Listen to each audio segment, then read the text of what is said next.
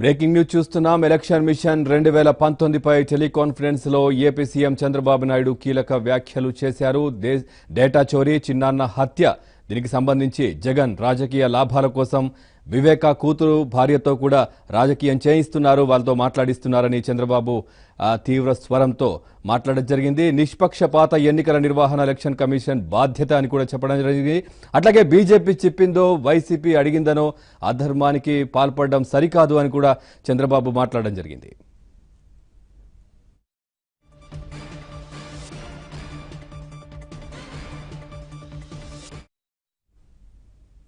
ఇదే విషయానికి సంబంధించి మరింత సమాచారాన్ని మా కరెస్పాండెంట్ సత్యాన్ని అడిగి తెలుసుకుందాం. సత్య, చెప్పండి, ఈసీ విషయంలో చంద్రబాబు ఏమన్నారు? టీడీపీ నేతలకు, కార్యకర్తలకు చంద్రబాబు ఏమని దిశానిర్దేశం చేశారు?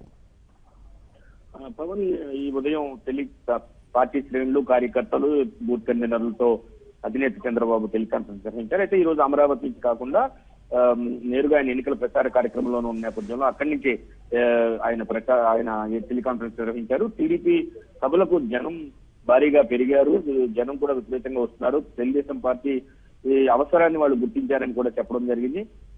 అన్ని పార్టీలను తెలుగుదేశం పార్టీ ఏకం చేస్తుంది. బీజేపీ పెడబుద్ధులకు ఆర్బీఐ గవర్నర్లు రాజీనామాలు చేశారు. బీజేపీ సిబిఐ దృష్టి పెట్టే పరిస్థితి బీజేపీ నేతల వల్లే వచ్చింది. ఈసీకి ఇప్పుడు తాజాగా ఈసీకి కూడా తూట్లు పొడిచి బీజేపీ పార్టీ తన ప్రతాపాన్ని ఈ యొక్క ఏదైతే ఇండివిజువల్ సంస్థలు ఉన్నాయో వాటిపై చూపిస్తుంది. ఇప్పుడు తాజాగా ఈసీకి కూడా తమ బుద్ధులు అంటించే ప్రయత్నం చేస్తుంది అని చెప్పి కూడా అన్న పరిస్థితి. తెలుగుదేశం ఎన్నికలు కాబట్టి మోడీ మనపై ప్రతాపం చూపిస్తున్నారు. ప్రతి ఒక్కరికి హద్దులు ఉంటాయి, పరిమితులు ఉంటాయి. ప్రజల ఆమోదం మేరకు ఏ పార్టీకైనా అధికారం, న్యాయం, ధర్మం కోసం పోరాటం కొనసాగిస్తామని కూడా చెప్పిన పరిస్థితి అయితే ఉంది. స్త్రీలను ఉద్దేశించి నైతికంగా తెలుగుదేశం పార్టీ ఎంతో బలంగా ఉంది. ఎవరితోనైనా ఢీకొంటాం, అందరూ పెరిగితే మాత్రం సైన్షియర్ లేదని చెప్పడం జరిగింది. 31 కేసులను వాళ్ళ ఫిర్యాదుల్లో ఏమైనా చర్చ ఉంటుందో దానిపై అంత స్పీడ్ గా ఎందుకు రియాక్ట్ అయింది ఎన్నికల కమిషన్ అని చెప్పి కూడా ఆయన ప్రశ్నించే పరిస్థితి ఉంది. ఇదే సమయంలో జగన్మోహన్ రెడ్డి పైన కూడా ఆయన తీవ్ర విమర్శలు చేశారు. తెలుగుదేశం పార్టీపై టీడీపీ చర్యలు తీసుకోమని ఈసీకి ఫిర్యాదులు చేశారు. నిందితులు ఫిర్యాదు చేస్తే ఈసీ ఆగమేఘాలపై చర్యలు తీసుకుంటారా అని కూడా ఆయన ప్రశ్నించారు. వీవీప్యాట్ రసీదులపై 22 పార్టీలు అడిగితే ఈసీ ససేమేరా అన్నది. నేరస్తులే పోలీసులపై ఫిర్యాదు చేయడం ఏంటి, ఇది అలా ఉంది. జగన్మోహన్ రెడ్డి కో చేసిన ఫిర్యాదు నుంచి కూడా ఆయన వ్యాఖ్యానించడం జరిగింది. నేరస్తుల ఫిర్యాదులపై ఆగమేఘాలపై స్పందించడం అరాచకాలన్నింటికి మోడీ వంతపాడడం లాంటిది అని చెప్పేసి ఆయన వ్యాఖ్యానించారు. తప్పులు చేయడం, రెడ్ హ్యాండెడ్ గా దొరికిపోవడం, ప్రత్యర్థులపై నిందలు వేయడం జగన్ కి పరిపాటిగా మారింది. తప్పించుకునే కుట్రలో జగన్ కు అలవాటే. తప్పించుకోవడానికి కుట్రలు చేయడం జగన్ కి అలవాటే అని కూడా వ్యాఖ్యానించడం జరిగింది. మృతదేహంతో వేలుముద్రలు వేయించారు. చరిత్ర వైకాపా నేతలు ఉంది, అలాంటి చరిత్ర అని కూడా ఆయన వ్యాఖ్యానించిన పరిస్థితి. తాజాగా వైఎస్ వివేక హత్య కేసుకు సంబంధించి కూడా ఆయన ప్రస్తావించిన పరిస్థితి ఉంది. జడ్జీలని జైలు పంపిన గనులు ఈ వైకాపా నేతలను కూడా ఆయన చాలా తీవ్రంగా విమర్శించిన పరిస్థితి ఉంది. జగన్ పై సిబిఐ కేసులు, ఈడీ కేసులు, 1,00,000 కోట్ల అవినీతి కేసు, లక్షలాది ఓట్ల తొలగింపు, డేటా చోరీ, చిన్నాన్న హత్య, కోడికత్తి కేసు అంతా జగన్మాయే, జగన్ నాటకాలే అని చెప్పి కూడా ఆయన మీద ఏవైతే ఆరోపణలు వచ్చాయో వాటన్నిటిని కూడా ఈ రోజు టెలికాన్ఫరెన్స్ లో ఆయన ప్రస్తావించారు.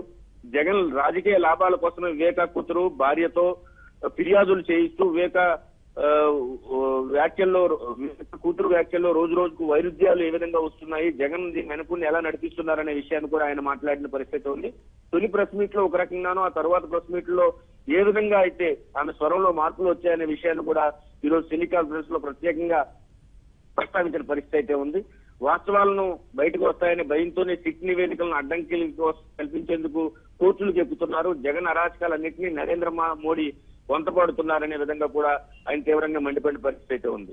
మొత్తం మీద తీసుకుంటే కనుక అది వైఎస్ఆర్ పార్టీ వైపు విమర్శిస్తేనే మరోవైపు నరేంద్ర మోడీపై కూడా ఈ రోజు పూర్తి స్థాయిలో విరుచుకుపడిన పరిస్థితి అయితే ఉంది. బూత్ కన్వీనర్లు, అదేవిధంగా పార్టీ శ్రేణులు అందరూ కూడా పూర్తి స్థాయిలో పనిచేయాలి. అందరిలో రోషం రావాలి, పౌరుషం రావాలి, మనందరిలో కసి పెరగాలి. బీజేపీ నమ్మక ద్రోహంపై తిరగబడాలి. వైసీపీ నేరాల ఘోరాలు ఎక్కడికక్కడ ఎండగట్టాలి. 3 పార్టీల లాలీచికి బుద్ధి చెప్పాలని చెప్పేసి అటు టీఆర్ఎస్ ను కూడా కలిపి ఈ రోజు జరిగిన టెలికాన్ఫరెన్స్ లో ప్రధానంగా అధినేత చంద్రబాబు ప్రస్తావించారు. అటు కార్యకర్తలను ఉద్దేశించి మాట్లాడుతూనే ఇది 3 పార్టీలకు కూడా బుద్ధి రావాలని కూడా ఆయన వ్యాఖ్యానించిన పరిస్థితి అయితే ఉంది. పవన్. సత్య, మరి బీజేపీ గవర్నమెంట్ పై కేంద్రంలో ఉన్నటువంటి బీజేపీ పార్టీపై అవిశ్వాస తీర్మానం పెట్టారు కాబట్టి ఇప్పుడు ఇక్కడ ఏపీలో గవర్నమెంట్ పైన టీడీపీ ప్రభుత్వం పైన ఇబ్బంది పెట్టే ప్రయత్నం చేస్తున్నారు మోదీ అనే మాటలు కూడా వినిపిస్తున్నాయి. చంద్రబాబు కూడా మాట్లాడారు. ఎట్లా అర్థం చేసుకోవచ్చు? ఏం చెప్తారు? అంటే బీజేపీ గవర్నమెంట్ తో సఖ్యతగా ఉన్నప్పటికీ కూడా రాష్ట్ర ప్రయోజనాలు మన ముఖ్యం. అందుకని రాష్ట్ర ప్రయోజనాల కోసమే అంతటి పెద్ద బీజేపీ గవర్నమెంట్ కూడా ఢీకొట్టాం. దాంతో వాళ్ళు మనపైన కక్ష కట్టారు. మనం ఎప్పుడైతే తొలిసారి దేశం మొత్తం మీద ఎవరు కూడా బీజేపీ గవర్నమెంట్ ఎదిరించే సాహసం ఇప్పటివరకు చేయలేదు. కేవలం తెలుగుదేశం పార్టీ ఆ సాహసం చేసింది. మమ్మల్ని ఎదిరిస్తారా అనే విధంగా తెలుగు వారిపై వారు కక్ష కట్టారు. దీనిలో భాగంగానే బీజేపీ గవర్నమెంట్ పైన అవిశ్వాసం పెట్టిన తెలుగుదేశం పార్టీ తెలుగు వారిపైన కూడా వాళ్ళ ఆగ్రహం వ్యక్తం చేస్తున్న పరిస్థితి అయితే ఉందని కూడా వ్యాఖ్యానించారు. ఇదే సమయంలో బీజేపీ గవర్నమెంట్ చాలా కుటిలనీతితో వ్యవహరిస్తుంది. ఎవరేది సాధించినా తమ ఘనతగా బీజేపీ గవర్నమెంట్ చెప్పుకుంటుంది. సరిహద్దుల్లో సైనికుల విజయాలను బీజేపీ క్రెడిట్ లో తీసుకున్నారు. ఉపగ్రహాల సక్సెస్ ను క్రెడిట్ పొందే ప్రయత్నం చేశారు.